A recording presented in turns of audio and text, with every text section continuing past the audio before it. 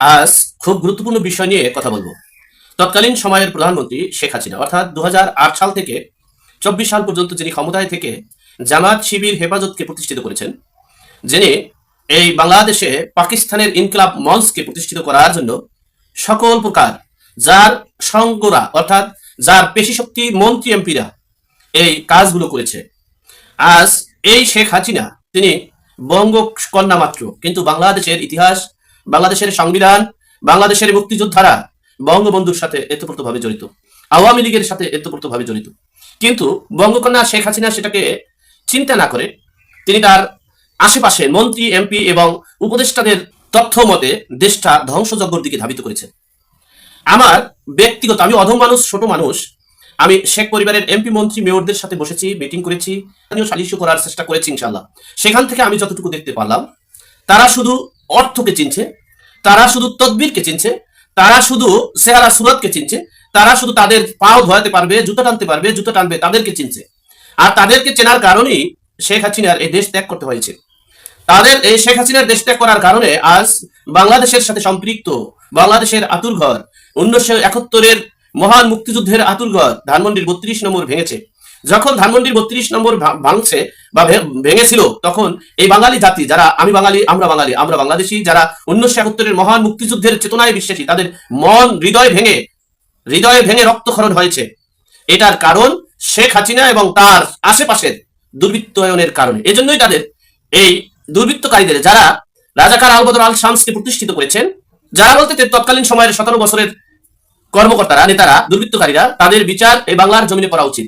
কারণ তাদের কারণেই আমাদের বাংলাদেশের স্বাধীনতা সার্বভৌমত্বের আঘাত হয়েছে, তাদের কারণে আমাদের মহান মুক্তিযুদ্ধের আতুরঘর ভেঙে চুরমার করা হয়েছে, তাদের কারণে বাংলাদেশের যে সকল পরিবারের, আমি অদম মানুষ 64টা জেলা সফর করে এবং 64 জেলার মানুষের সাথে যোগাযোগ কমিউনিকেশন করার মধ্য দিয়ে যতটুকু জানতে পেরেছি, যার পরিবারে এই 1971 সালের মহান মুক্তিযুদ্ধের চেতনার কলঙ্ক নেই, সে সকল পরিবারের কোন নেতারা, ছেলেমেয়েরা, উত্তরসূরিরা আওয়ামী লীগের ভালো কোনো পদে, ভালো কোনো জায়গায়, ভালো কোনো চাকরিতে নেই। শুধুমাত্র চাকরি দেওয়া হয়েছে কাদেরকে? যারা এই অর্থলোভী, এই দুর্বৃত্তকারীরা যাদেরকে টাকা দিয়েছে, যাদেরকে তোষামত করেছে, যাদেরকে জাঙ্গিয়া কিনে দিয়েছে, তাদেরকে চাকরি দিয়েছে, তাদেরকে এমপি মন্ত্রী বানিয়েছে, তাদেরকে মন্ত্রণালয়ের দায়িত্ব দিয়েছে, তাদেরকে উপজেলার দায়িত্ব দিয়েছে, মেয়রের দায়িত্ব দিয়েছে, তাদেরকে আওয়ামী লীগের দায়িত্ব দিয়েছে। দেওয়ার কারণে আজ তাদের এই করুণ পরিণতি হয়েছে।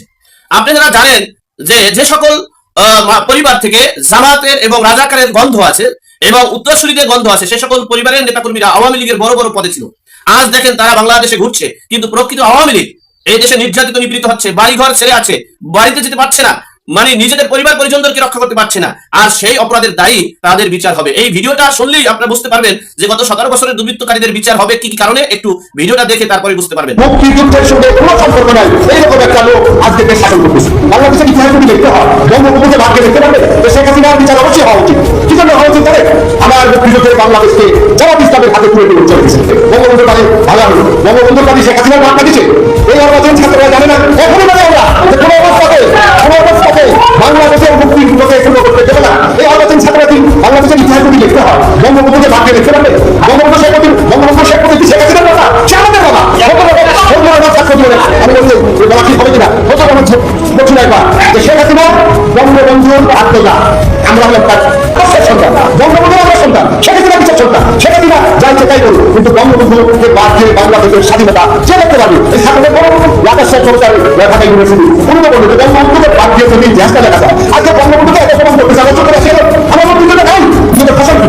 আমাদের মুক্তিযুদ্ধ আপনারা বুঝেন, মুক্তিযুদ্ধের ফসল আমাদের সংবিধান, চার মূলনীতি, এই ডক্টর কামাল হোসেন এখানে বসে আছেন, চার মূলনীতি আমাদের মুক্তিযুদ্ধের ফসল।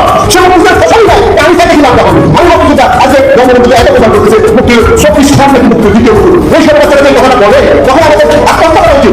দ্বিতীয় মুক্তিযুদ্ধ আমাদের আত্মহত্যা করা উচিত। আমি বছরে বলছিলাম যে যাবো না, কারণ আমার বক্তব্য করলে আমার খুশ থাকে না। এখন যে বেঁচে আছি এখানে থাকাটাই উচিত না, এই আত্মহত্যা করা উচিত, মাঠে নামা উচিত। বঙ্গবন্ধু সম্পর্কে, বাংলাদেশের স্বাধীনতা সম্পর্কে, মুক্তিযুদ্ধ সম্পর্কে যদি আরেকটা চিন্তা কথা হবে, আমি জানাবো আপনারা শুনবেন প্রফেসর ডাক্তার মাহমুদ হিমতি শহীদ হয়েছে, পাকিস্তান শহীদ হয়েছে, আমি জানাবো আপনারা নাম হইতে পারেন। ধন্যবাদ। জয় বাংলা, জয় বঙ্গবন্ধু। আল্লাহ আমাদের